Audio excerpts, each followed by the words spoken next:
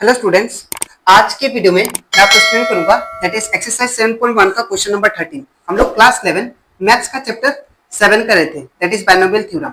इसके पिछले वीडियो में मैंने आप लोग को दैट इज एक्सरसाइज 7.1 का क्वेश्चन नंबर 1 से लेके 12 तक जो भी क्वेश्चन था वो सारा क्वेश्चन मैंने आप लोग को डिटेल में एक्सप्लेन कर दिया है। ठीक है क्लास, यहाँ पे हम लोग को एक्सरसाइज 7.1 का क्वेश्चन नंबर 13 में दिया गया है that is so that 9n+1 minus 8n plus 9 is divisible by 64 whenever n is a positive integer। तो यहाँ पे हम लोग को क्या करना है, ये जो टर्म आपको गिवन है इसको हमें प्रूफ करना है कि ये डिविजिबल है 64 का। ठीक है, तो हम लोग इसको कैसे प्रूफ करेंगे ध्यान से देखिए। हम लोग क्या करेंगे, जब भी आपको इस टाइप का क्वेश्चन दे तो आप लोग देखना पावर वाला टर्म पहले।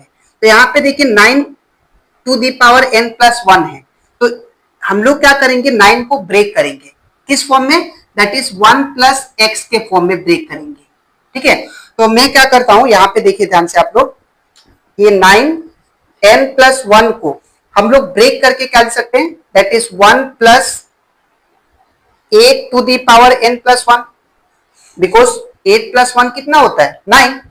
तो जब भी आपको ऐसा question they that is proof करने के लिए कि वो इसका डिविजिबल है, तो आप लोग हमेशा पावर वाला टर्म देखना और उसको वो नंबर को ब्रेक करना 1 + x के फॉर्म में। ठीक है, तो मैंने क्या कर दिया, इसको ब्रेक कर दिया, 1 + 8 9 होता है और पावर का सेम लिख दिया। अब हम लोग क्या करेंगे, यहाँ पे बाइनोमियल थ्योरम का दैट इज यूज करूंगा। ठीक है, तो यहाँ पे देखिए देयरफॉर मैंने क्या किया, इसको ब्रेक किया किस फॉर्म में, 1 + 8 to the power n+1 form में। ठीक है, तो हम लोग क्या करेंगे यहाँ पे, या इसको ऐसे भी लिख सकते हैं आप लोग,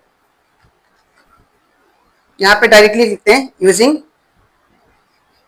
बाइनोमियल थ्योरम। तो बाइनोमियल थ्योरम के अकॉर्डिंग क्या था, तो बाइनोमियल थ्योरम के अकॉर्डिंग इसको ब्रेक करते हैं, ये वाला टर्म को, ये वाला सेम एज इट इज हो जाएगा 9n+1, ये सेम लिख दिया मैंने, इक्वल का इक्वल साइन। अब इसको ब्रेक करता हूं बाइनोमियल थ्योरम के हिसाब से। तो अगर ये मेरा a होता है, ये हमारा b और ये पूरा n होता है, तो a + b whole to the power n form में हो गया फॉर्मूला। तो क्या होता है, दैट इज nc0 होता है। तो n क्या है हमारा, n+1 c0। ठीक है, फिर a का पावर, a क्या है हमारा 1 है, 1 का पावर क्या होता है, दैट इज n+1, ये सेम रहेगा। ठीक है, फिर प्लस का प्लस, फिर nc0 के बाद क्या आता है, nc1 आता है।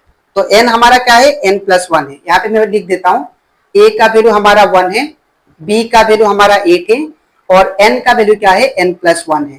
ठीक है, और हम जो फॉर्मूला यूज करेंगे वो ये वाला है, मैं साइड में फॉर्मूला लिख लेता हूँ। ठीक है, तो यहाँ पे क्या होगा, nc0 a to the power n plus nc1 a to the power n-1 plus nc2 a to the power n-2, फिर b, यहाँ पे b1 भी होता है सॉरी, और यहाँ पे b2 होता है। ठीक है, और ये इस तरह एक्सपांड होते रहता है। ठीक है, तो यहाँ पे देखिए nc0 के बाद क्या आएगा, nc1 आएगा। तो n का वैल्यू कितना है, n+1, c0 के बाद 1, a का पावर क्या होता है, डिक्रीज होता है। ठीक है, तो यहाँ पे क्या होगा, 1 का 1 सेम लिखेंगे और ये पावर क्या होता है, डिक्रीज होता है, तो n+1 -1।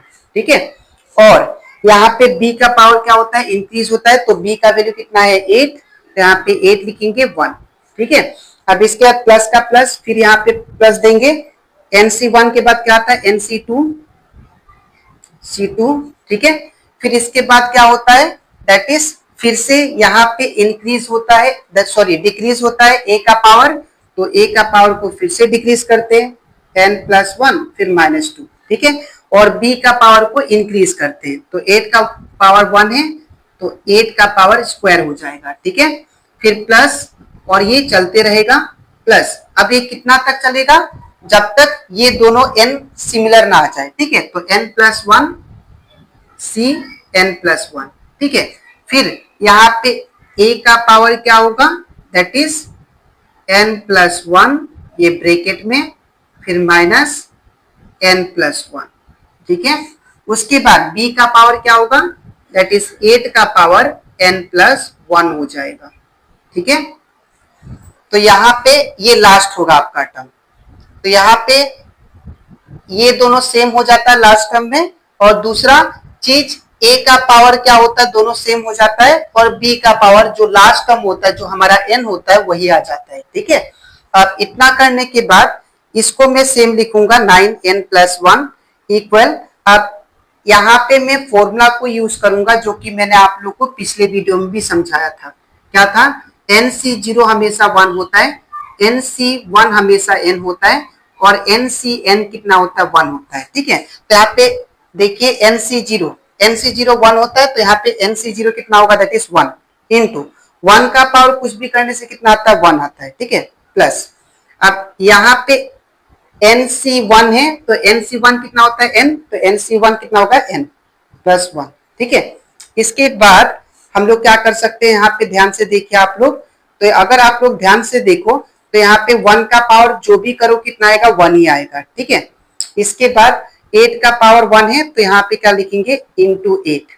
ठीक है, इसके बाद अब यहाँ पे प्लस का प्लस, अब मैं क्या करूंगा, ये पूरा में से, अगर आप लोग ध्यान से देखो, ये पूरा टर्म में से मैं क्या करूंगा, यहाँ पे 8 स्क्वायर को कॉमन ले लेता हूँ। ठीक है, तो अगर मैं 8 स्क्वायर को कॉमन लूंगा तो यहाँ पे क्या बचेगा, देखिए 8 स्क्वायर मैंने ये पूरा टर्म में से, याद रखिएगा यहाँ से जो टर्म स्टार्ट है दैट इज NC2 वाला से, यहाँ से मैं 8 स्क्वायर को कॉमन ले रहा हूँ। ठीक है, तो अगर मैं 8 स्क्वायर को कॉमन लूंगा तो क्या बचेगा, देखिए n+1 C2 बचेगा। ठीक है, और ये बचेगा that is 1 to the power n, ये +1 -2 कितना होगा, दैट इज -1। ठीक है, ये तो 8 स्क्वायर मैंने कॉमन ले लिया, प्लस फिर डॉट डॉट डॉट क्या बचेगा, ये सेम रहेगा, दैट इज +n+1, फिर C n+1 सेम, इसके बाद ये भी सेम रहेगा, ये दोनों तो कैंसिल हो जाएगा, that is 1 to the power 0 हो जाएगा। अब यहाँ पे आपको देखने वाला बात है, यहाँ पे आप लोग समझना, मैंने क्या किया, 8 स्क्वायर को कॉमन लिया।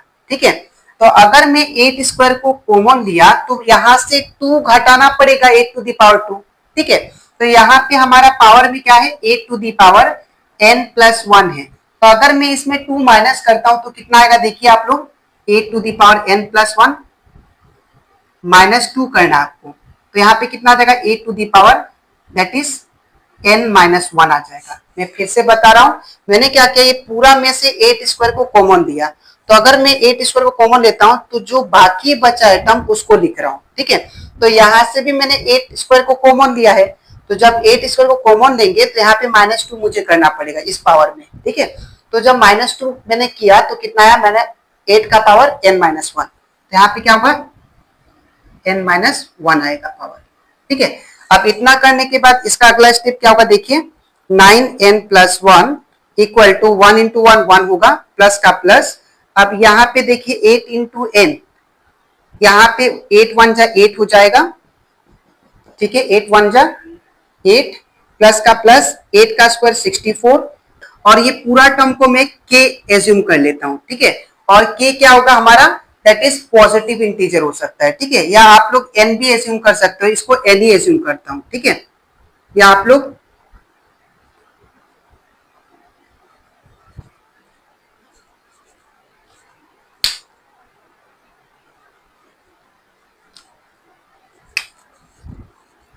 अब इतना करने के बाद 8 का स्क्वायर कितना आ गया, 64, और ये पूरा टर्म को मैं क्या कर लेता हूँ, k एज्यूम कर लेता हूँ। ठीक है, तो k क्या हो गया, यहाँ पे लिख दीजिएगा, k इज ए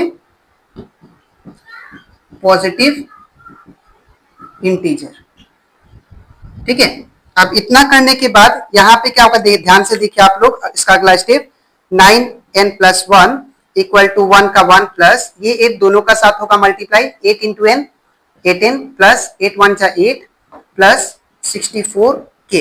ठीक है, अब ये जितना भी टर्म है इसको मैं इस साइड लेके आता हूं, लेकिन उससे पहले और सॉल्व कर लेता हूं, तो यहाँ पे 1 प्लस 8 कितना होगा, 9 प्लस 8n प्लस 64k। ठीक है, और वी कैन से, यहाँ पे देखिए ध्यान से, यहाँ पे 9n+1 सेम, इसके बाद मैं इसको इस साइड लेके आता हूं, तो ये प्लस है, इस साइड से क्या होगा, -8n। ठीक है, इसके बाद मैं 9 को इस साइड लेके आता हूं, तो प्लस है, इस साइड से -9 इक्वल टू कितना आ गया, 64k।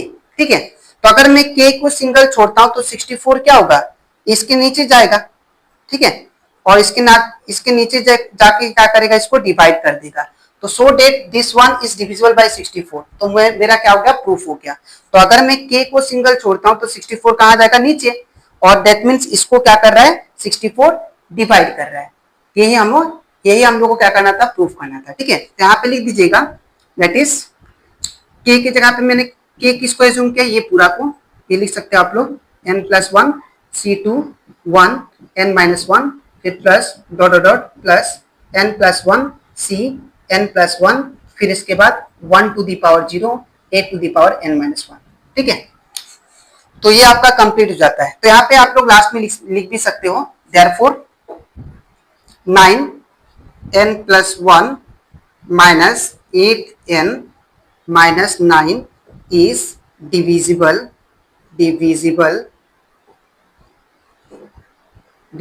by 64। ठीक है, तो आई होप आपको एक्सरसाइज 7.1 का क्वेश्चन नंबर 13 भी आपको अच्छे से क्लियर हो गया होगा। ठीक है, तो अब इसके नेक्स्ट वीडियो में मैं आप लोगों को एक्सप्लेन करूंगा एक्सरसाइज 7.1 का क्वेश्चन नंबर 14। ठीक है, तो आज के लिए इतना ही, मिलते हैं नेक्स्ट वीडियो में। Thank you.